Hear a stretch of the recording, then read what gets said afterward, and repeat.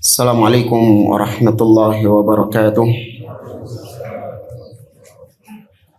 Innal hamdalillahi nahmaduhu wa nasta'inuhu wa nastaghfiruh wa na'udzu billahi min shururi anfusina wa min sayyiati a'malina. Man yahdihillahu fala mudilla lahu wa man yudlil fala hadiya lahu. Wa ashhadu an la ilaha illallah wahdahu la syarika lahu. Wa ashhadu anna Muhammadan abduhu wa rasuluh. Ya ayyuhalladzina amanu taqullaha haqqa tuqatih wa la tamutunna illa wa antum muslimun. Ya ayyuhan nasu taqu rabbakumul ladzi khalaqakum min nafsin wahidah wa khalaqa minha zawjaha wa batha minhuma rijalan katsiran wa nisaa'a wattaqullaha alladzi tasaaluna bihi wal arham innallaha kana 'alaikum raqiba. Ya ayyuhalladzina amanu taqullaha wa qulu qawlan sadida yuslih lakum a'malakum wa yaghfir lakum dhunubakum wa may yuti'illaha wa rasulahu faqad faza fawzan 'azima. Amma ba'd, fa inna asdaqal hadithi kitabullah wa khairal hadi hadi Muhammadin sallallahu alaihi wasallam wa syarrul umuri muhdatsatuha wa kullu muhdatsatin bid'ah wa kullu bid'atin dhalalah wa kullu dhalalatin finnar. Ma'asyiral muslimin, ikhwani fillah wa akhwati rahimani wa rahimakumullah. Alhamdulillah, kita memuji Allah Subhanahu wa taala atas segala nikmat yang Allah limpahkan kepada kita, sehingga di pagi hari ini kita dimudahkan oleh Allah untuk berkumpul di majelis ini di dalam salah satu rumah dari rumah-rumahnya, di dalam salah satu taman dari taman-taman surganya yang ada di dunia, yaitu majelis ilmu. Semoga Allah Subhanahu wa taala sebagaimana mengumpulkan kita di majelis ini, semoga kelak kita dikumpulkan di surganya yang ada di akhirat. Innahu waliyyu dzalik wal qadiru alaihi. Pada pertemuan pagi hari ini yang biasanya kita sampaikan adalah kitab Masail al-Jahiliyah. Namun di pertemuan pagi hari ini kita mengambil sebuah tema yang menjadi salah satu karakteristik Ahlus Sunnah wal Jamaah yang membedakan Ahlus Sunnah dengan Ahlul Bidah, di mana prinsip ini mulai ditinggalkan, mulai dilupakan, bahkan oleh sebagian orang yang menisbatkan dirinya kepada Ahlus Sunnah, kepada dakwah salafiyah. Tidak sedikit di antara mereka yang nyinyiri akidah yang satu ini atau prinsip yang satu ini, yaitu bagaimana Ahlus Sunnah menyikapi penguasa atau pemimpin kaum muslimin. Motivasi kita mengambil tema ini karena memang di hari-hari seperti sekarang layak untuk kembali diingatkan tentang bagaimana sikap Ahlus Sunnah atau secara umum sikap seorang muslim terhadap pemimpinnya. Demikian juga motivasi kita yang berikutnya adalah karena kita melihat semakin maraknya, masifnya gerakan Ahlul Bidah, baik ucapan-ucapan mereka, tulisan-tulisan mereka yang memprovokasi kaum muslimin untuk meninggalkan prinsip yang satu ini. Bahkan kita melihat dari sebagian dai-dai yang masih tidak malu menisbatkan diri kepada Ahlus Sunnah, namun justru lisannya, tulisannya merangsang kaum muslimin untuk membenci kepada pemimpinnya, untuk mengkritik pemimpinnya di depan umum, mencela baik secara sindiran-sindiran ataupun secara terang-terangan. Maka Ahlus Sunnah dari zaman ke zaman mereka selalu menampakkan kebenaran dan tidak menyembunyikannya. Nabi SAW mengatakan, la tazalu ta'ifatun min ummati alal haqqi zahirin la yadurruhum man khadalahum wala man khalafahum hatta ya'tiya amrullah wa hum ala dhalik. senantiasa ada sekelompok dari umatku yang menampakkan kebenaran, tidak menyembunyikan kebenaran. Sungguh orang-orang yang menyelisihi mereka dari kebenaran ini, orang-orang yang menentang mereka, itu tidak akan membahayakan ahlus sunnah. Ya, tidak akan merugikan ahlus sunnah. Sampai datangnya perkara Allah, yaitu mereka di atas kebenaran ini. Jamaah rahimani wa rahimakumullah. Insyaallah pembahasan kita ini sebenarnya banyak sumber-sumbernya, karena para ulama dari zaman ke zaman, terutama dalam kitab-kitab akidah mereka, selalu mencantumkan pembahasan yang satu ini. Bahkan ini termasuk aslun kabir, termasuk prinsip besar ahlus sunnah. Anda tidak akan menemukan kitab-kitab yang ditulis oleh para ulama ahlus sunnah yang berkaitan dengan akidah, kecuali di dalamnya mereka cantumkan pembahasan yang satu ini. Mulai dari yang klasik sampai yang kontemporer. Sebut saja kitab-kitab ulama yang klasik seperti Usulus Sunnah Imam Ahmad. Demikian juga I'tiqad A'immati Ahlil Hadis oleh Imam Abu Bakar Al-Ismaili. Aqidatus Salaf wa Ashabil Hadis oleh Al-Imam Abu Uthman As-Sabuni. Kitab Syarhus Sunnah baik karangan Imam Al-Barbahari atau Imam Al-Muzani, muridnya Imam Asy-Syafi'i. Syarah Usul I'tiqad Ahli Sunnah oleh Imam Al-Lalikai. Dan semua kitab-kitab akidah pasti mencantumkan pembahasan yang satu ini. Maka ini menunjukkan betapa pentingnya pembahasan ini. Tidak boleh seorang muslim, apalagi yang mengaku menisbatkan dirinya kepada dakwah salafiyah, mengaku sebagai seorang salafi, namun jahil terhadap akidah yang satu ini. Bahkan mengikuti jalannya orang-orang Khawarij atau Ikhwanul Muslimin. Kitab ini kita ringkaskan dari sebuah kitab yang berjudul Mu'amalatul Hukam fi Dha'il Kitabi was Sunnah. Bagaimana bermuamalah kepada pemimpin menurut Al-Quran dan As-Sunnah. Bukan menurut awatif, bukan menurut perasaan. Ya, bukan menurut akal, bukan menurut hawa nafsu, tapi kita seorang muslim tunduk kepada hukum-hukum syariat menurut Al-Quran dan As-Sunnah. Karangan Asy-Syaikh Abdus Salam Barjas Ali Abdul Karim. Tapi sebelum kita membahas ini, tapi wallahu a'lam, kayaknya ini muqaddimahnya saja insya Allah sudah selesai kajiannya ini. Ya, tapi kita sampaikan dulu prinsip Ahlus Sunnah. Apa sih judulnya tadi? Judul yang milik panitia soalnya, bukan anak. Apa judulnya tadi? Manhaj Ahlus Sunnah terhadap pemimpin. Baik. Yang pertama adalah membaiat pemimpin. Ini karena jaga-jagani nek waktune gak nutut. Berarti antum sudah mendapatkan poin-poinnya dulu. Membaiat pemimpin. Kemudian yang kedua, memuliakan dan menghormati pemimpin.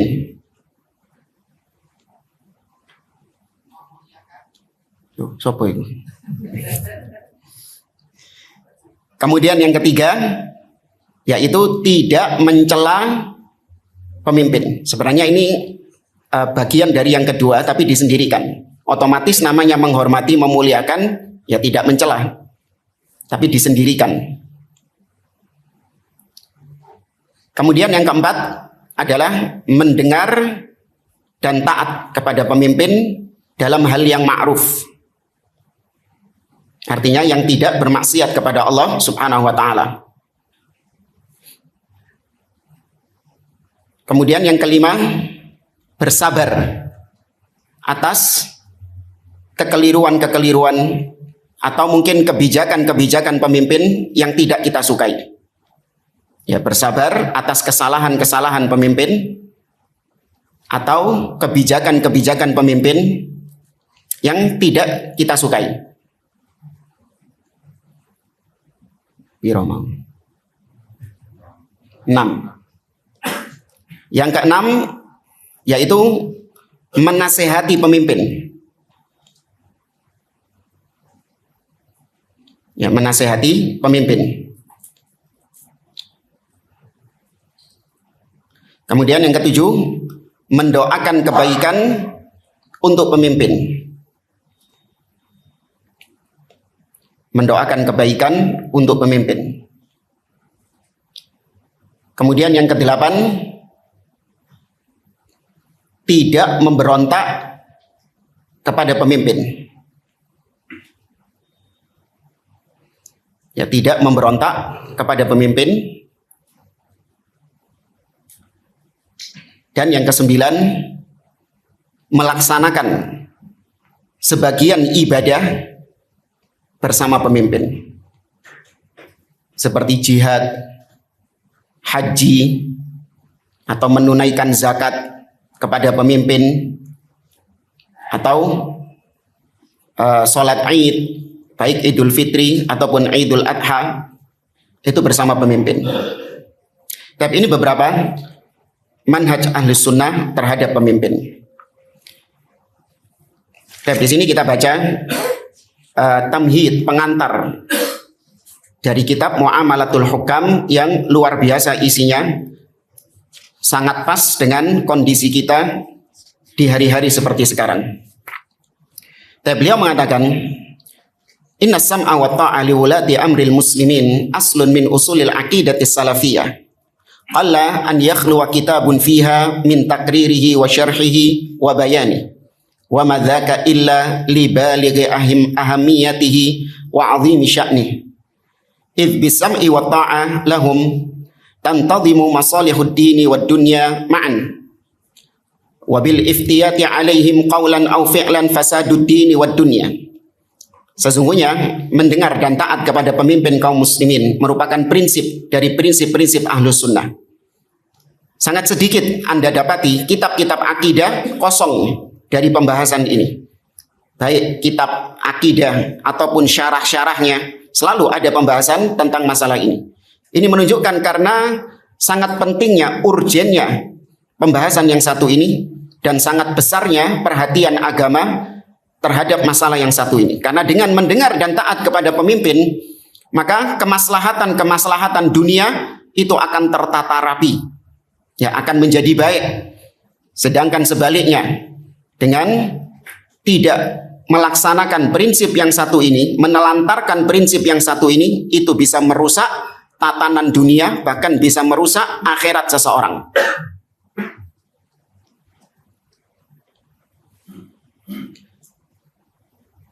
Kemudian di sini beliau membawakan ucapan Al-Imam Al-Hasanul Basri rahimahullah. Beliau mengatakan, hum yaluna min umurina khamsan. Mereka para pemimpin itu mengurusi perkara kita. Ada 5 perkara yang diurusi oleh para pemimpin. Di antaranya al-jum'ah, salat Jumat, wal jamaah, wal aid, wal thughur, wal hudud. Ya, mengatur salat Jumat, kemudian mengatur jamaah kaum muslimin, kemudian mengatur salat Id, kemudian mengurusi perbatasan-perbatasan wilayah kaum muslimin, dan mengatur hudud, yakni hukuman-hukuman bagi para pelaku-pelaku kriminal. Wallahi la yastaqimuddin illa bihim, kata Imam Hasan Al-Basri, demi Allah tidak akan tegak agama ini kecuali dengan para pemimpin tersebut. Wa in jaru wa dhalamu, meskipun mereka sewenang-wenang, meskipun mereka berbuat zalim, wallahi lama yuslihullahu bihim aktsaru mimma yufsidun ma anna ta'atahum wallahi la ghibtah wa anna furqatahum la kufrun.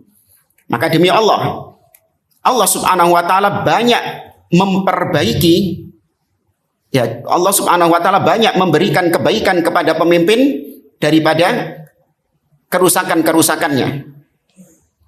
Bersamaan dengan itu, mentaati pemimpin itu adalah sebuah keberuntungan di dalam agama ini. Dan sebaliknya, menyelisihi pemimpin itu adalah kekufuran. Kekufuran di sini maksudnya kufrun duna kufrin. Kemudian jamaah rahimani wa rahimakumullah, wa ihtimamus salaf bihadzal amri tahmiluhu suwarun katsiratun. Dan perhatian para salafus saleh terhadap masalah yang satu ini tergambar dalam beberapa potret berikut ini. Di sini beliau menyebutkan beberapa potret bagaimana para ulama as-salaf mereka memiliki perhatian yang luar biasa terhadap masalah yang satu ini. Ini menunjukkan bahwasanya masalah mendengar dan taat kepada pemimpin itu bukan perkara yang patut untuk disepelekan, bukan perkara yang dianggap nggak penting.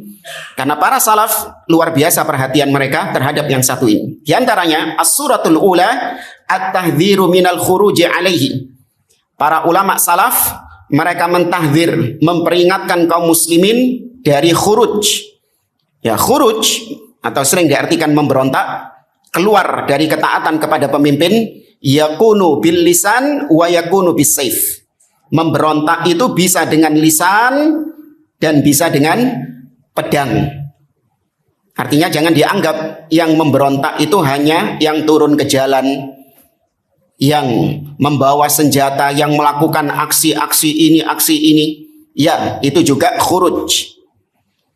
Tapi ada yang lebih parah daripada yang turun ke jalan, yaitu provokator yang dengan lisan menghasut, memprovokasi, ya, menstimulus kaum muslimin untuk menaikkan amarah mereka.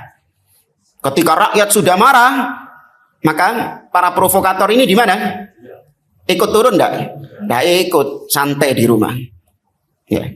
Ini jenis khawarij yang paling busuk kata para ulama, yaitu khawarij al-qa'adiyah. Khawarij yang duduk, yang kerjaannya hanya memprovokasi saja, namun dia tidak ikut turun ke jalan. Mithalu dzalik maqama bihil Imam Ahmad ibnu Hanbal, Imam ahli sunnah rahimahullah ta'ala, haitsu kana mithalan lis sunnah fi muamalatil wulad. Falaqad tabanna al-wulatu fi zamanihi ahad al-madahib al-fikriyah as-sayyi'ah. Dan seterusnya. Kata beliau, Imam Ahmad bin Hanbal, kita tahu beliau ini seorang ulama ahlus sunnah yang dikriminalisasi oleh para penguasa di zaman tersebut, yaitu Khalifah Al-Ma'mun. Di mana madhab resminya penguasa ketika itu adalah madhab Jahmiyah, ya, pemikiran Jahmiyah, yaitu yang mengatakan, meyakini bahwasanya Al-Quran apa? Makhluk. Al-Quran bukan kalamullah, tapi Al-Quran itu adalah ciptaan Allah. Dan akidah ini dipaksakan kepada kaum muslimin di zaman tersebut. Yang tidak meyakininya dibunuh, dipenjara, disiksa. Termasuk yang mengalami itu adalah Imam Ahmad bin Hanbal. Ini baru namanya kriminalisasi ulama.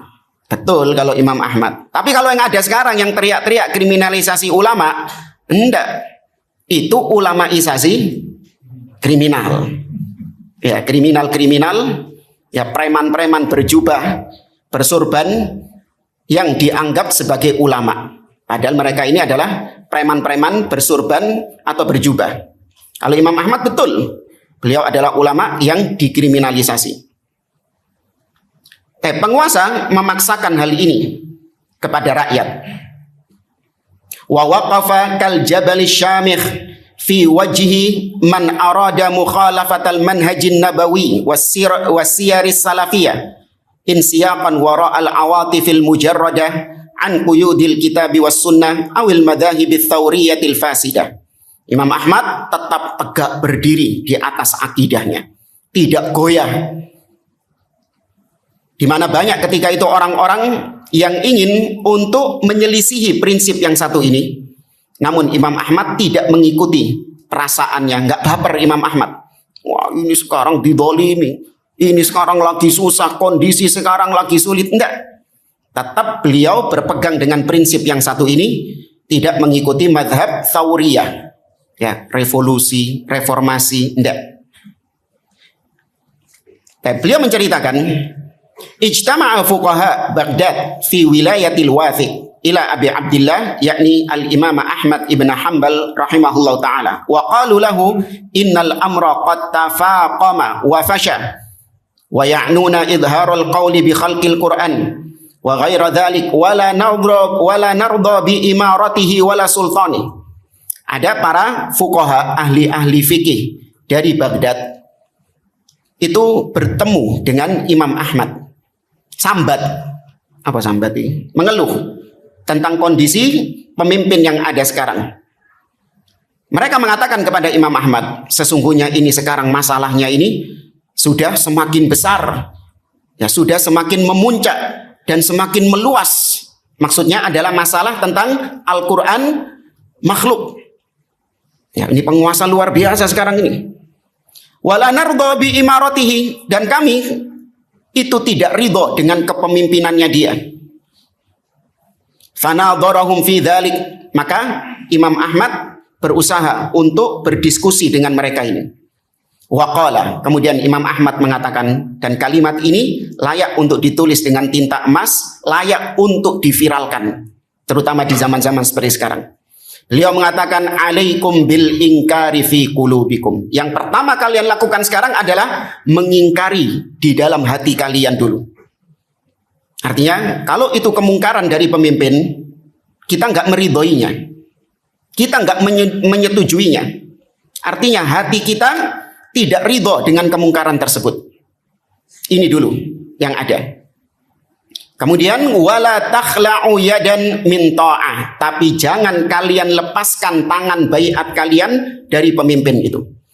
Wala tasyuqqu asal muslimin, dan jangan kalian memecah belah kaum muslimin. Wala tasfiku dima'akum wa dima'al muslimina ma'akum, dan jangan kalian menumpahkan darah kalian dan menumpahkan darah kaum muslimin bersama kalian. Wanzuru fi akibati amrikum wasbiru hatta yastariha barrun wa yustaraha min fajir. Kata beliau, pikir lebih jauh tentang akibat dampak dari perbuatan kalian yang ingin memberontak menggulingkan pemimpin itu.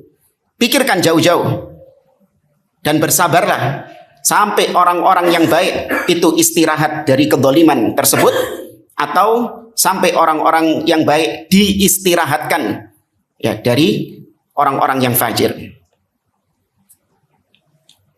Dalam riwayat yang lain Imam Ahmad mengatakan ad-dima, ingat darah kaum muslimin, darah kaum muslimin.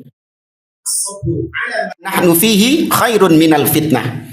Bersabar dengan kondisi kita sekarang ini lebih baik daripada terjadi fitnah, terjadi huru-hara. Yustafaku au tustafaku fiha ad-dima wa tuntahaku fiha al-maharim wa yustabahu fiha al-a'rad. Di mana kalau sudah fitnah itu berkobar, maka darah-darah menjadi tertumpah. Harta-harta tidak ada lagi harganya, dan kehormatan-kehormatan juga tidak ada lagi harganya. Alias seperti hutan hukum rimba. Apa jadinya? Kalau seorang memiliki harta yang banyak, triliunan, tapi kondisi negara sedang huru-hara, terjadi perang pertumpahan darah, bermanfaat tidak hartanya ini? Tidak bermanfaat.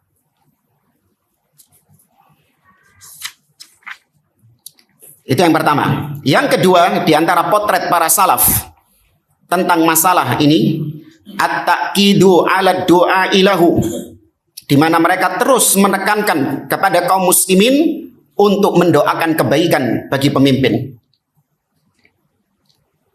Mithalu dzalik ma jaa'a fi kitab As-Sunnah lil Imam Al-Hasan bin Ali Al-Barbahari rahimahullahu taala. Di antaranya Imam Hasan Al-Basri rahimahullahu taala, beliau mengatakan dalam kitabnya Syarhus Sunnah, atau afwan, Imam Al-Barbahari rahimahullahu taala, ya, dalam kitabnya Syarhus Sunnah, beliau mengatakan idza ra'aitar rajula yad'u 'ala sultan fa'lam annahu sahibu hawa. Apabila engkau mendapati ada seseorang yang mendoakan keburukan bagi pemimpinnya, ketahuilah bahwasanya dia ini pengekor hawa nafsu, alias ahlil bidah. Wa idza ra'aita rajula yad'u lis-sultan fa'lam annahu sahibu sunnah insyaallah. Namun kalau engkau mendapati ada seorang yang mendoakan kebaikan bagi penguasa, ketahuilah bahwa dia ini pengikut sunnah insyaallah. Maka perhatikan di sini Imam Al-Barbahari menjadikan masalah pemimpin ini sebagai barometer, ya, sebagai tolak ukur membedakan antara ahlus sunnah dengan ahlul bidah. Dan ini kita terapkan di zaman sekarang. Antum ketika masa-masa seperti ini, di mana banyak kaum muslimin yang mencaci maki, yang mengkritik, yang merendahkan pemimpin dengan berbagai macam bentuk-bentuk. Maka di sini antum panen. Apa maksudnya panen? Antum panen mana dai-dai yang memang betul di atas sunnah dan mana dai-dai yang selama ini berkedok sunnah namun ternyata dia ini ahli bidah. Selama ini ketika kondisi tenang, ketika kondisi aman, nggak nampak. Dikira, oh ini Ustadz Salafi ini. Apa jenggotan soalnya. Ya, kan tolak ukurnya orang-orang gitu ya. Oke, cingkrang kata wah Ustadz Salafi ini. Gak ketok. Yang dibahas dalam masalah tauhid sama seperti dai-dai sunnah juga. Ya, kitab-kitab yang dipakai juga sama seperti kitab-kitab yang dipakai oleh ulama-ulama ahlus sunnah. Nggak kelihatan kalau masa-masa tenang. Tapi begitu masa-masa fitnah seperti saat-saat seperti sekarang baru menampakkan jati dirinya. Inilah diantara hikmah kenapa Allah Subhanahu wa Ta'ala menjadikan masa-masa fitnah itu untuk menampakkan hakikat jati diri seseorang yang itu tidak nampak ketika masa-masa tenang, ketika masa-masa aman. Ya, maka kita dapati, oh fulan nampak hakikatnya. Selama ini dia mengaku sebagai dai sunnah, ternyata kerjaannya setiap hari mengkritik, mencaci maki, naudzubillah. Ya, mencaci maki pemimpin, mengkritik pemimpin di media sosialnya. Nah, ini nampak hakikatnya. Maka kalau sudah demikian, terapkan ini ucapan beliau, fa'lam annahu sahibu hawa. Ketahuilah dai tersebut itu pengekor hawa nafsu alias ahli bidah, bukan ahlu sunnah. Masih ya jenggote dowo, ya sampai nyentuh lantai misalnya. Ya. Meskipun gelarnya doktor, lulusan universitas ternama, ya, mau dari Timur Tengah, mau dari Timur agak jauh, tidak ngurus. Ya, pokoknya ketika nampak hakikatnya, maka dia bukan seorang ahlus sunnah. Kemudian Al-Fudail bin Iyad rahimahullah ta'ala juga mengatakan, lau kana li da'watun ma ja'altuha illa fis sultan. Ya, lau kana li da'watun mustajabah ma ja'altuha illa fis sultan. Seandainya aku memiliki satu doa yang mustajab, maka aku tidak akan berikan doa itu kecuali kepada pemimpin. Kenapa demikian? Karena kata Fudail bin Iyad, nggak ada di sini. Fudail bin Iyad mengatakan, kenapa kok doa itu diserahkan kepada pemimpin? Idza ja'altuha fi nafsi lam ta'duni. Kalau doa itu aku panjatkan sendiri untuk diriku, maka itu hanya terbatas manfaatnya untuk diriku saja. Ya, tidak untuk selain aku. Wa idza ja'altuha fi sultan salaha fa salaha bi salahihi al ibadu wal bilad. Namun kalau aku berikan doa itu kepada pemimpin, maka pemimpin menjadi baik. Ketika pemimpin itu baik, maka baiklah seluruh rakyat dan negeri kaum muslimin akan menjadi baik. Maka kebaikannya menyeluruh. Ini para ulama salaf, mereka menekankan untuk selalu mendoakan kebaikan untuk pemimpin. Maka doakan pemimpin kita. Ya, jangan egois mendoakan diri kita sendiri. Enggak. Di antara sunnah adalah mendoakan kebaikan untuk pemimpin. Kemudian gambaran yang ketiga, iltimasul udhri lahu.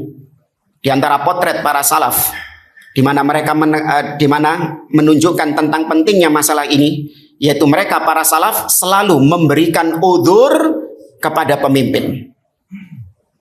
Kanal ulama yaqulun idza istaqamat lakum umurus sultan fa'akthiru hamdallahi ta'ala wa syukrah. Ya, kata beliau, para ulama mengatakan, apabila pemimpin-pemimpin itu melaksanakan tugasnya dengan baik, maka hendaklah kalian memperbanyak memuji Allah dan bersyukur kepada Allah Subhanahu wa Ta'ala ketika mendapati pemimpinnya bagus dalam melaksanakan tugasnya. Maka puji Allah Subhanahu wa Ta'ala, perbanyak mengucapkan alhamdulillah. Wa in ja'akum minhu ma takrahun wajjihuhu ila ma tastaujibunahu bidzunubikum wa tastahiqunahu bi'athamikum.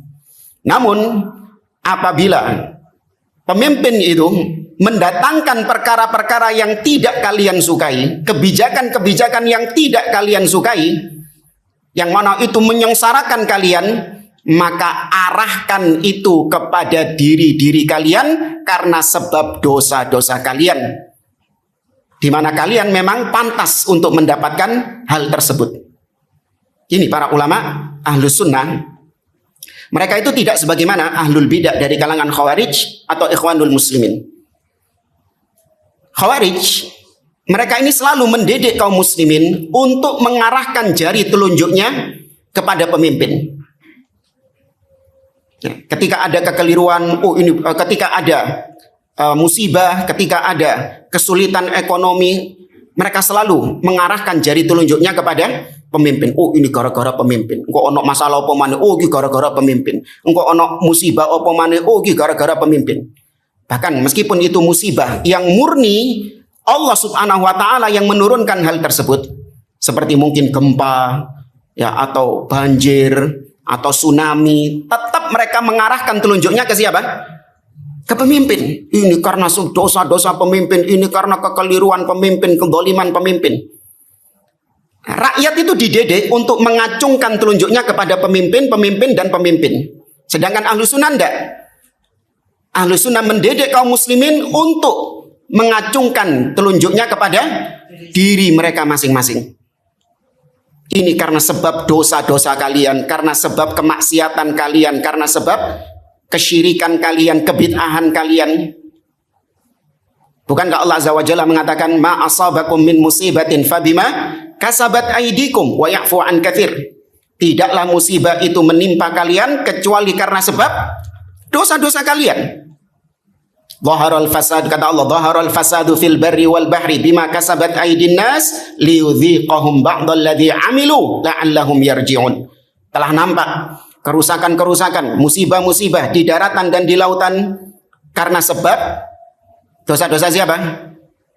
Bima kasabat aidin nas, karena sebab dosa-dosa manusia. Allah tidak mengatakan karena sebab pemimpin. Tapi yang disalahkan adalah rakyatnya. Supaya mereka merasakan akibat dari perbuatan mereka agar mereka kembali kepada Allah Azza wa Jalla. Nah, kalau kita lihat sekarang, semua musibah atau semua hal-hal yang tidak mengenakan itu diarahkan kepada pemimpin, rakyat merasa dirinya maksum. Ya, rakyat merasa bahwasanya dia di atas kebenaran, meskipun mereka banyak berbuat zalim, meskipun mereka banyak bermaksiat, tetap yang disalahkan adalah pemimpinnya.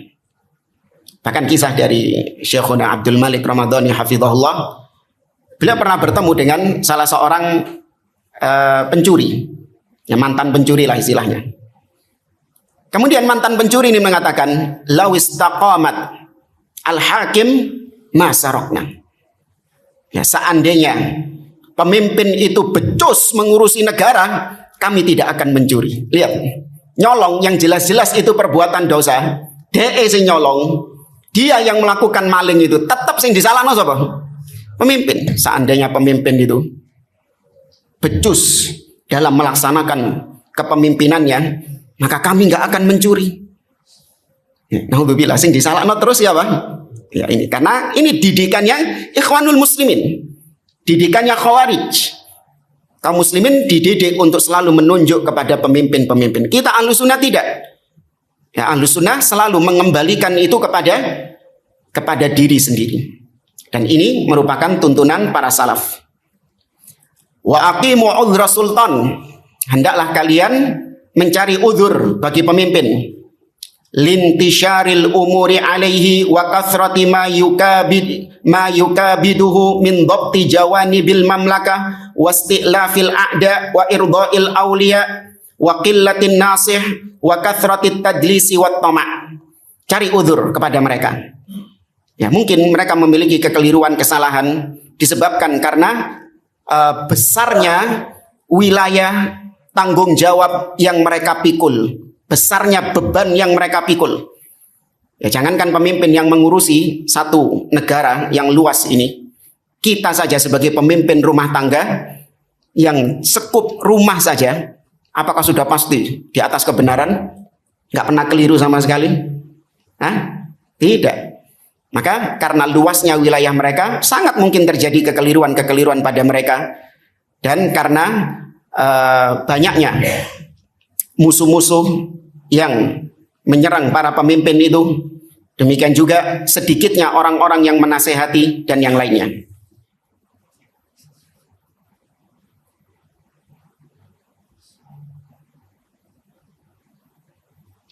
Kemudian kata beliau, wa mimma yajdurul ilmu bihi anna qa'idatas salaf fi hadzal bab ziyadatul i'tina bihi kullama izdadat hajatul ummati ilaihi. Kata beliau, dan di antara kaidah para salaf bahwasanya setiap semakin dibutuhkan masalah ini, maka mereka semakin memiliki perhatian khusus dalam membahas masalah yang satu ini. Ini yang tadi kita katakan motivasi kita membahas tentang tema ini, karena ini sangat dibutuhkan oleh kaum muslimin di hari-hari seperti sekarang. Maka perhatian ya, para ulama-ulama ahlus sunnah meningkat ya, ketika kebutuhan itu mendesak. Apa teori ekonominya? Supply and demand, ya betul. Ya. Karena kebutuhannya mendesak. Saddan libabil fitan, ini sebagai bentuk menutup celah pintu-pintu fitnah, wa isadan litorikil khuruji alal wulad, dan untuk menyegel semua jalan yang bisa menjadikan seseorang memberontak, alladzi huwa aslu fasadid dunya wad din, di mana itu merupakan pokok dari kerusakan dunia dan agama.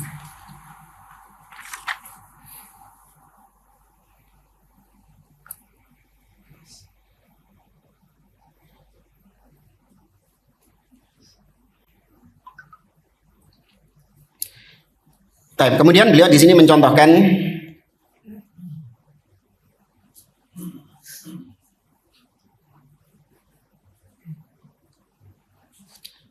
ketika di zaman Al-Hajjaj bin Yusuf. Insya Allah semua sudah tahu ya, nama Al-Hajjaj bin Yusuf, seorang gubernur yang luar biasa, pembunuh berdarah dingin.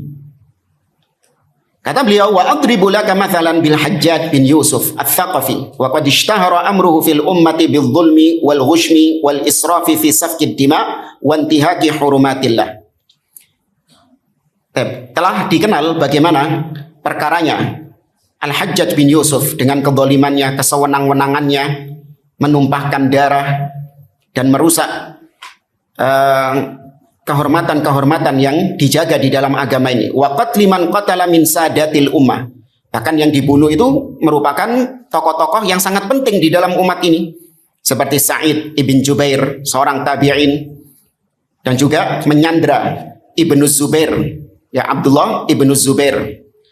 Wa qad 'adza bil haram syarif, padahal Abdullah bin Zubair itu berlindung di Masjid Al-Haram.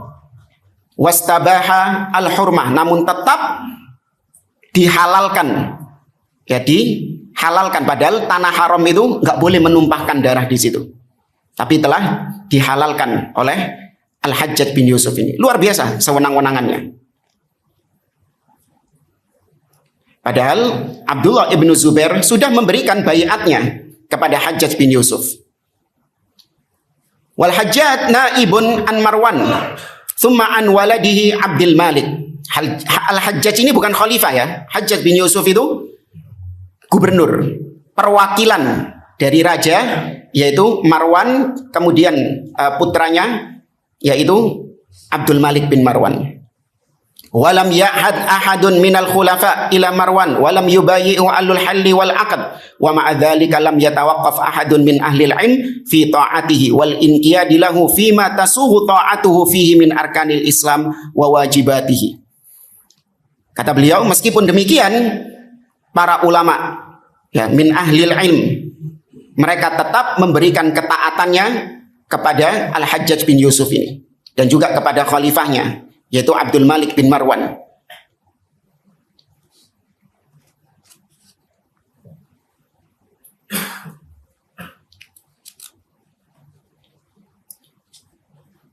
Di sini beliau menyebutkan tentang sejarah-sejarah sampai kemudian pada masa Bani Abbasiyah. Nah, ini menarik ini. istawallau ala biladil muslimina qahran bisayf. Di mana Bani Abbasiyah itu memberontak kepada Bani Umayyah dengan pedang, dengan pembunuhan. Lam yusa'idhum ahadun min ahlil ilmi waddin. Ketika terjadi pemberontakan tersebut, tidak ada para ulama yang ikut serta di dalamnya. Karena ini fitnah.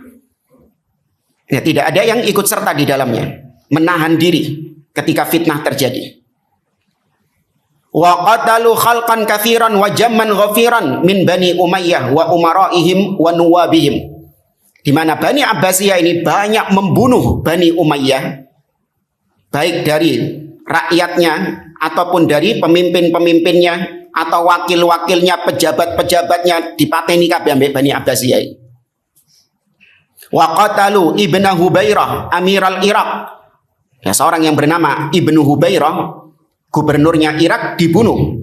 Wa qatalu al-Khalifah Marwan, dan juga khalifah yang tadi kita ceritakan, Marwan, dibunuh juga sama Bani Abbasiyah ini. Hatta nukila an-Saffah, sampai pemimpinnya ini disebut dengan As-Saffah. As-Saffah ini yang haus darah, ya, pembunuh. Qatala fi yaumin wahidin nahwa thamanina min Bani Umayyah. Satu hari dia membunuh 80 orang dari Bani Umayyah. Wa wada'al fursha ala juthathihim wa jalasa 'alaiha wa da'a bil mata'imi wal masyarib. Kemudian dikumpulkan ini bangkai-bangkainya Bani Umayyah ini. Setelah itu diminta untuk digelar karpet di atas bangkai-bangkai tersebut. Kemudian minta didatangkan makanan dan minuman badok nang dukure bangkai-bangkainya Bani Umayyah. Sekejam itu jamaah. Tapi lihat, wa ma'adzalik. Tapi bersamaan dengan itu, sudah ya, Bani Umayyah sudah selesai. Sekarang yang naik jadi pemimpin siapa? Bani Abbasiyah. Fasiratul a'immah kal Auza'i wa Malik wa Zuhri wa Laits ibn Sa'ad wa Atha ibn Abi Rabah ma'a haula'il muluk la takhfa 'ala man lahum musyarakatun fil ilmi wattila'.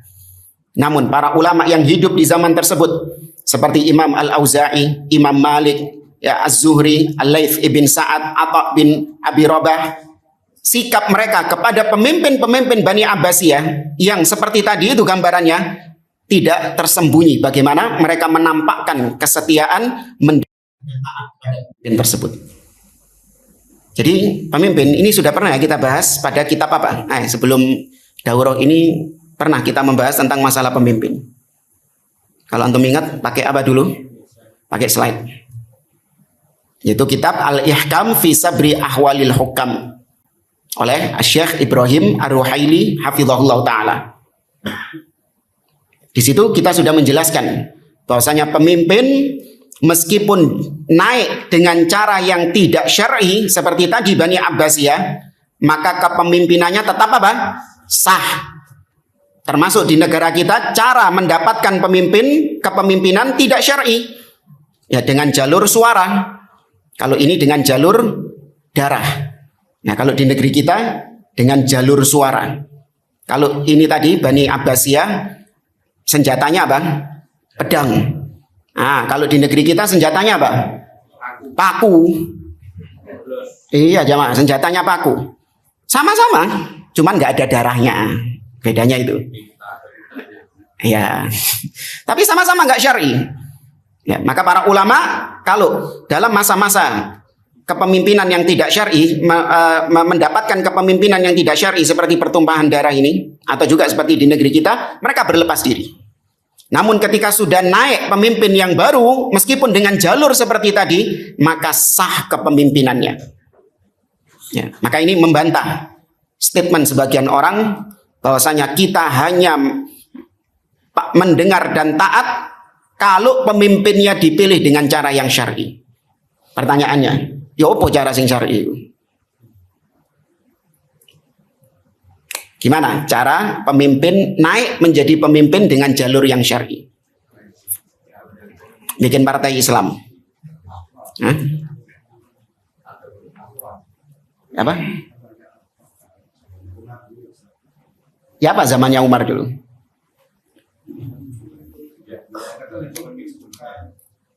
Iya, dengan ya apa tadi? Naam, yaitu dengan istikhlaf. Pemimpin yang ada sudah menunjuk penggantinya. Seperti Abu Bakar As-Siddiq menunjuk Umar Ibn Khattab sebagai penggantinya. Ya.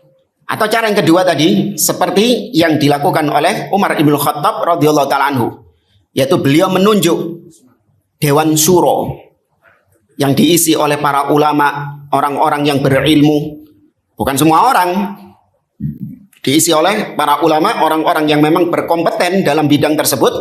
Kemudian Dewan Syuro ini memilih siapa di antara mereka yang naik menjadi pemimpin. Maka dipilihlah siapa akhirnya? Utsman bin Affan radhiyallahu ta'ala anhu. Tapi ini sudah kita bahas. Nah, ada pun jalur yang tidak syar'i seperti tadi, memberontak dengan darah atau dengan paku tadi itu, tetap sah kepemimpinannya. Ya.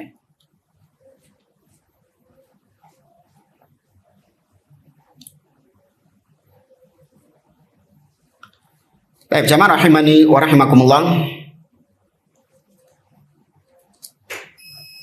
Duh, sampai buyar Ustaz. Ini mukaddimahnya belum selesai. Baik. Kita lanjutkan, masih kata beliau, fawajibu ahlil ilmi wa talabatihi al-iltizamu bil mitsaqil ladzi akhadahu Allahu alaihim fi qoulihi ta'ala la tubayyinunnahu lin-nasi wa la taktumuna. Maka kewajiban orang yang berilmu adalah yaitu dia melaksanakan perjanjian yang telah dia ambil dari Allah. Artinya dia sudah berjanji kepada Allah Subhanahu wa taala. Apa janjinya kepada Allah? Orang yang berilmu itu punya janji kepada Allah. Seperti yang Allah firmankan dalam surat Ali Imran ayat 187. Orang yang berilmu itu punya janji. Apa janjinya? La tubayyinunnahu lin-nasi wa la taktumuna. Yaitu kalian wajib menyampaikan ilmu tersebut dan jangan disembunyikan. Di saat-saat seperti sekarang, orang punya ilmu tentang masalah ini, namun enggan menyampaikannya. Kenapa? Takut dibully, dibilang wah ini rezim antek rezim, ini buzzer, bayaran pemimpin, ya dapat berapa M dari pemimpin, takut dibully. Maka ini nggak boleh. Allah memerintahkan la tubayyinunnahu linnas, kalian jelaskan itu kepada manusia, wala taktumuna, dan jangan kalian sembunyikan. Falyubayyinu linnasi hadzal asl muhtasibina lillahi ta'ala mukhlisina lahu a'malahum wa la yamna'uhum min bayanihi tilka syubuhatul mutahadifatu allati yurawwijuha ba'du man la khalaqalah. Maka hendaklah mereka menyampaikan kepada manusia tentang perkara ini dengan mengharapkan pahala dari Allah Subhanahu wa taala, ikhlas. Ya, kita menyampaikan hal ini bukan karena urusan-urusan dunia. Ya, bukan karena kita ini digaji sama pemerintah, digaji sama pemimpin, ya, kemudian disuruh untuk menyampaikan tentang masalah ini. Tidak. Kita menyampaikan ini murni karena ini akidah kita. Kita menyampaikan ini dalam rangka menjalankan agama ini. Nggak ada urusannya kita dengan politik-politik tersebut. Dan kita tidak mengharapkan apapun dari mereka. Oh, kok didadikno pejabat, kok nyekel jabatan nopo. Enggak. Itu haula. Ya, mereka mendengar dan taat kepada pemimpin apabila pemimpin memberikan apa? Posisi kepada mereka, jabatan kepada mereka. Tapi kalau sudah diputus, mulai mencaci maki. Ya, haula gitu. Ahlus sunnah tidak. Ya, bahkan kalau nanti antum mendengar hadis-hadis tentang mendengar dan taat, luar biasa. Jangankan dikasih dana sama pemimpin, jangankan dikasih jabatan sama pemimpin. Pemimpinnya memukuli kita, pemimpin merampas harta kita, tetap apa? As-sam'u wa ta'ah. Hudzaifah ibnul Yaman di dalam Sahih Muslim, Nabi SAW mengatakan, yakunu ba'di a'immatun la yahtaduna bihudai wa la yastannuna bisunnati. Kelak akan ada pemimpin-pemimpin setelahku yang tidak menggunakan petunjukku dalam kepemimpinannya dan tidak menggunakan sunnahku. Artinya dia sewenang-wenang, ya tidak berjalan menjalankan pemerintahannya dengan syariat Nabi SAW. Wa sayaqumu fihim rijal qulubuhum qulubus syayatin fi juthmani ins. Dan akan ada di antara mereka orang-orang yang berhati setan namun dalam jasad manusia. Hudzaifah ibnul Yaman bertanya kepada Nabi, "Kaifa asna'u ya Rasulullah in adraktu dzalik?" Wahai Rasulullah, apa yang aku perbuat kalau aku mendapati pemimpin seperti itu? Iki Hudzaifah takonnya ambek Nabi. Nek takone sama dai-dai Khawarij, disuruh apa Hudzaifah? Kumu, suruh, bangkitlah kalian. Ya, adakan revolusi, adakan reformasi, berontak kepada pemimpin, lengserkan pemimpin. Untungnya Hudzaifah takoke ambek Nabi SAW. Bukan tanya kepada Abdullah bin Sabah. Ya, tanyanya kepada Nabi. Nabi mengatakan, tasma' wa tuti' lil amir. Kau tetap mendengar dan taat kepada pemimpin itu. Wa induriba dhahruka wa ukhidha maluk. Meskipun punggungmu dipukul, hartamu dirampas, fasma' wa ati'. Ditekankan lagi sama Nabi, tetap mendengar dan taati dalam hal yang ma'ruf. Memang ini kalau dibenturkan dengan perasaan, gak cocok, gak melbu. Oh, posat. Iya, mosok pemimpin kayak gitu tetap kita dengar dan kita taati. Iya, kalau dibenturkan dengan perasaan, mental. Tapi agama itu gak ngikuti apa? Gak ngikuti perasaan. Agama kalau ngikuti perasaan, gak melaku agama ini.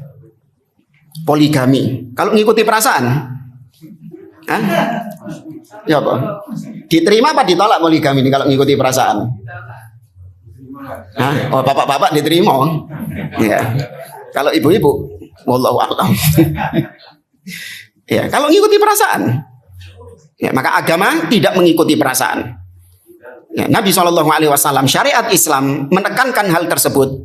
Itu bukan dalam rangka, kan disampaikan oleh beliau, bukan dalam rangka untuk ngenakno pemimpin, tambah enak pemimpin didengar dan ditaati, padahal mereka sewenang-wenang, padahal mereka zalim. Enggak. Ini maslahatnya kembali kepada siapa? Kembali kepada kaum muslimin, yaitu menetapnya keamanan, stabilitas keamanan bagi mereka. Dimana kalau mereka mulai mencela, mengkritik, atau melakukan pemberontakan dan yang lainnya, maka kerusakannya itu kepada kaum muslimin secara menyeluruh. Ya, maka ini syariat Islam selalu menekankan untuk menjaga keamanan tersebut. Kita lanjutkan saja di sini karena waktunya. Kaqauli ba'dihim manil mustafidu min bayani hadzal amr. Ini syubhat sebagian orang. Kenapa kalian itu selalu menjelaskan kepada kaum muslimin taat kepada pemimpin, taat kepada pemimpin? Siapa yang diuntungkan dari kajian-kajian kalian ini? Kata mereka gitu. Siapa yang diuntungkan dari pengajian ini? Yushiru ila annal mustafida minhu humul wulatu faqat. Maksud mereka ngomong kayak gitu karena mereka menganggap kajian-kajian seperti ini yang membahas tentang mendengar dan taat kepada pemimpin, itu yang diuntungkan hanya siapa? Pemimpin. Wahada jahlun mufritun wa dhalalun mubin. Ya, kata beliau, ini kesesatan yang nyata, ini kebodohan yang nyata. Idh man sya'uhu su'ul i'tiqad fima yajibu liwulatil amri abraran kanu au fujjaran. Kenapa dia ngomong kayak gitu? Karena berasal dari akidahnya yang memang sudah rusak sejak awal. Ya, dia bisa ngomong seperti itu karena berangkat dari akidahnya yang memang sudah rusak. Di mana dia menganggap bahwasanya pemimpin ini sudah nggak wajib ditaati. Mau pemimpinnya baik, mau pemimpinnya buruk, nggak wajib ditaati. Dan itu kebiasaan mereka. Pemimpin bagaimanapun baiknya, tetap tidak ada harganya di sisi mereka. Ya, pemimpin mau sebaik apapun, tetap tidak ada harganya di sisi mereka. Apapun pokoknya yang dilakukan sama pemimpin, mesti apa? Salah, mesti keliru di mata mereka. Dulu pernah viral pemimpin sholat. Ya, pemimpin sholat jadi imam. Itu waktu zamannya Pak Jokowi. Sholat jadi imam. Nah, di depannya pemimpin ada kamera-kamera seperti ini banyak. Di depan mihrabnya itu kamera. Beliau imam. Sholat itu perbuatan baik atau jelek? Perbuatan baik. Namun tetap nggak ada baiknya di sisi mereka. Oh, itu pencitraan itu. Ya, itu cuman pencitraan. Kalau memang dia ikhlas sholat, ngapain ada kamera-kamera? Ini namanya pemimpin, selalu diikuti sama apa? Wartawan. Iya. Tahu dari mana kalau dia itu pencitraan? Kalau tahu dari mana kalau dia nggak ikhlas? Nggak layak jadi pemimpin, nggak layak jadi imam. Di belakangnya itu ada ustadz-ustadz yang berkompeten untuk jadi imam. Kenapa harus dia yang jadi imam? Berarti kan pencitraan. Kebetulan di belakangnya itu ada ya sosok seperti ustadz yang memang dia itu katanya lebih layak untuk jadi imam karena bacaannya lebih bagus, lebih hafal Al-Quran. Kenapa kok dia pemimpin ini yang maksa jadi imam? Padahal akidah ahli sunnah, imam sholat yang pertama kali layak berhak untuk menjadi imam sholat adalah siapa? Pemimpin. Seandainya di sini ada Pak Prabowo, di sampingnya ada Syekh Abdurrahman As-Sudais. Tahu ya Syekh Abdurrahman As-Sudais? Siapa yang layak untuk menjadi pemimpin sholat, imam sholat? Pak Prabowo. Bukan Syekh Sudais. Kecuali kalau ditunjuk sama presiden, ya, untuk menjadi imam fadl. Tapi secara asal yang berhak maju adalah pemimpin. Ini akidah ahli sunnah. Ya, protes wong, apa ini? Terima nggak terima ini akidah. Iya. Yang layak menjadi imam sholat adalah pemimpin secara asal. Baru kalau pemimpin menyerahkan kepada orang lain, baru orang lain yang berhak menjadi imam di situ. Ala annal faidata mushtarakatun bainar ra'i war ra'iyah. Kama la yakhfa ala ahli al-'ilm bal qad takunu ra'iyatu aktsara faidatan minar ru'ah. Padahal faedah yang didapatkan dari pembahasan tentang masalah pemimpin ini itu yang mendapatkan manfaatnya pemimpin dan juga rakyat. Bahkan rakyat lebih besar mendapatkan manfaatnya daripada pemimpin. Di mana ketika kaum muslimin dalam kondisi aman, rakyat masih tetap bisa bekerja, rakyat masih bisa menuntut ilmu, masih bisa melaksanakan ibadah, anak-anak bisa sekolah. Ya. Kehidupan berjalan. Ya. Namun kalau kaum muslimin tinggal di negeri yang tadi mereka mencaci maki kemudian sampai pada tingkat pemberontakan, dan pernah terjadi di negeri kita tahun 98. Kok nggak belajar dari sejarah? Ini nggak tahu yang muda-muda yang mungkin sudah sudah tua, insya Allah mengalami bagaimana kondisi-kondisi tahun 98 itu. Mau keluar rumah saja takut jamaah. Ya enggak? Ya keluar rumah saja takut. Antum masih kerja nggak ketika itu? Mungkin sebagian masih kerja, tapi kebanyakannya sudah nggak, ditutup semuanya.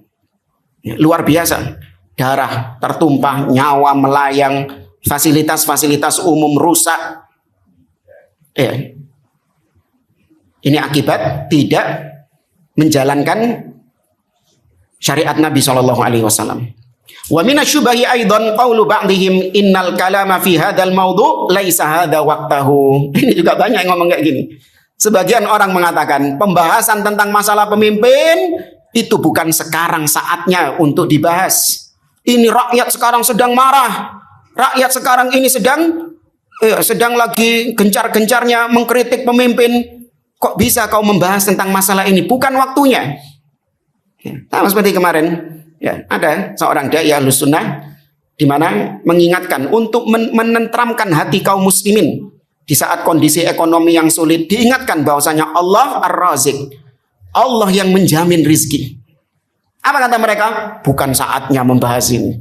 Ya, ini tidak ada empatinya. Ya, maka kita jawab dengan jawaban yang sama. Subhanallah. Mata waktuhu idan. Terus kapan pembahasan tentang masalah ini? Aidza taratir ru'us. Apakah pembahasan ini baru dibahas ketika kepala-kepala sudah melayang? Tahu maksudnya? Ketika kepala-kepala sudah muluk, sudah terbang, maksudnya sudah terjadi pembunuhan, chaos. Wa sufikatil dima, dan darah-darah sudah tertumpah. Aidza ammatil fawdha wa rufi'al amnu. Apakah pembahasan tentang masalah pemimpin ini dibahas ketika sudah terjadi chaos, huru-hara, dan tidak ada lagi keamanan? Anda bayangkan di Indonesia tahun 98 ya, lagi panas-panasnya itu, kemudian bikin kajian. Anak sing teko? Hah? Ada yang datang bikin kajian? Nah, ada, mau ke masjid saja takut jamaah. Ya.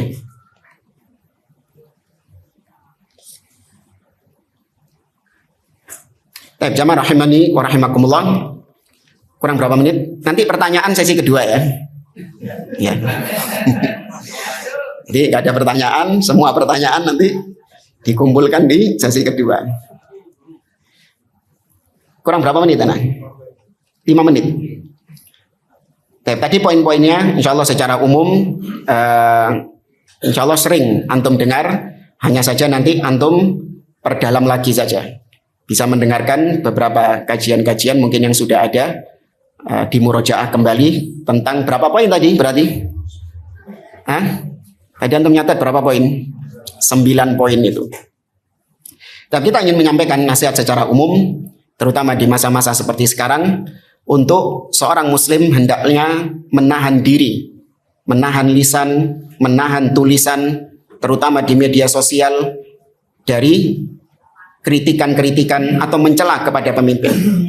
Karena kita nggak tahu, bisa jadi tulisan kita, ucapan kita itu menjadi sebab hilangnya nyawa, menjadi sebab terjadinya huru-hara, di mana tulisan kita ada sekian persen andil dalam hal itu.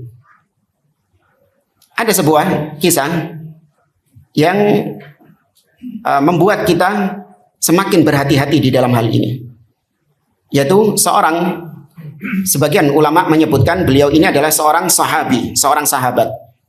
Namun sahabat yang al-mukhadram. Al-mukhadram ini hidup di masa Nabi, tapi nggak pernah ketemu Nabi SAW. Tapi ada yang juga mengatakan beliau ini adalah sahabat. Namanya Abdullah bin Uqaim. Ya, Abdullah bin Uqaim. Kisah ini terjadi pasca terbunuhnya Al-Khalifah Utsman bin Affan radhiyallahu taala anhu.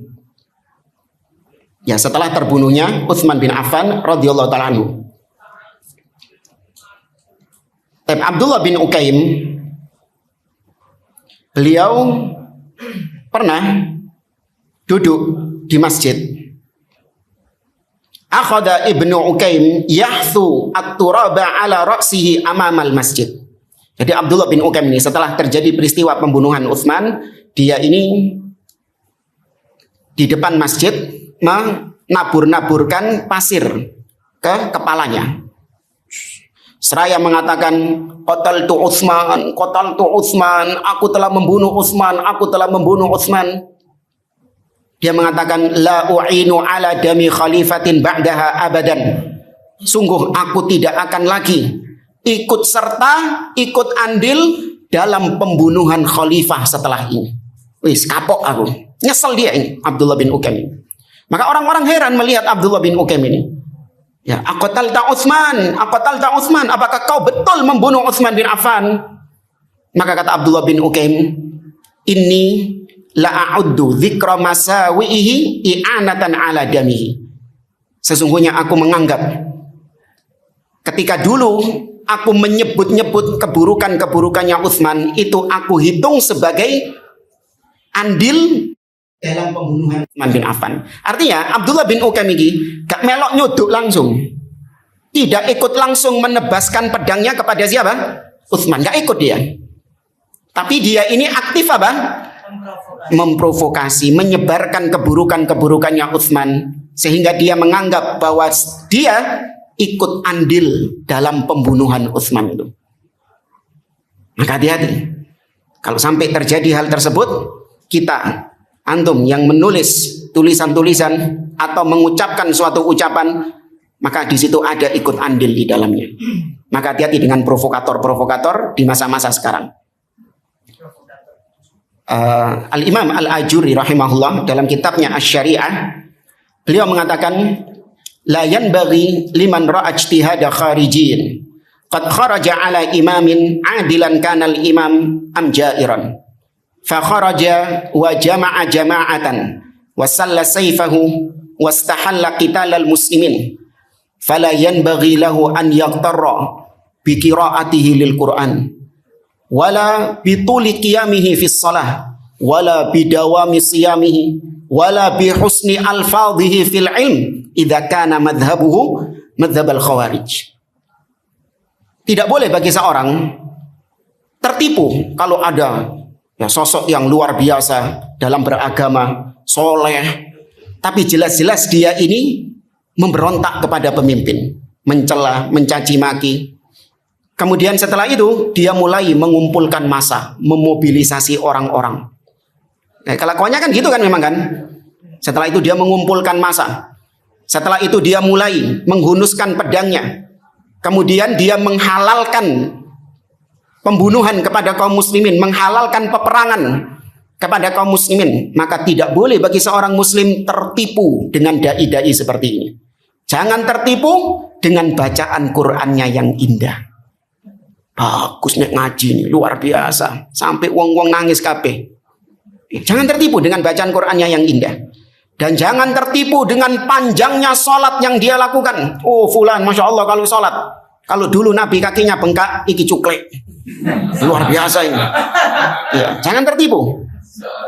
Dan jangan tertipu dengan puasanya. Rajin puasa ini orang ini. Soleh luar biasa. Jangan tertipu. Dan jangan tertipu dengan retorika-retorikanya yang indah ketika menyampaikan ilmu. Apalagi mereka ini memang dikenal orator-orator. Nek wes nyekel toa, luar biasa kalau ngomong. Membakar apa? Membakar semangat. Takbir, Allahu Akbar. Luar biasa. Jangan tertipu.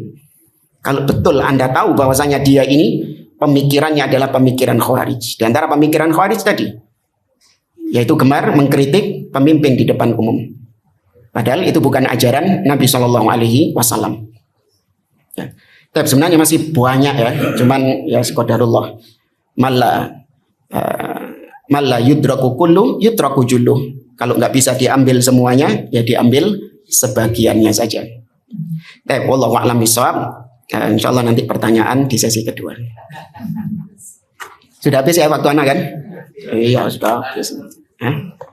Dan kita akhiri subhanakallahumma wa bihamdik asyhadu an la ilaha illa anta astaghfiruka wa atubu ilaik. Assalamualaikum warahmatullahi wabarakatuh.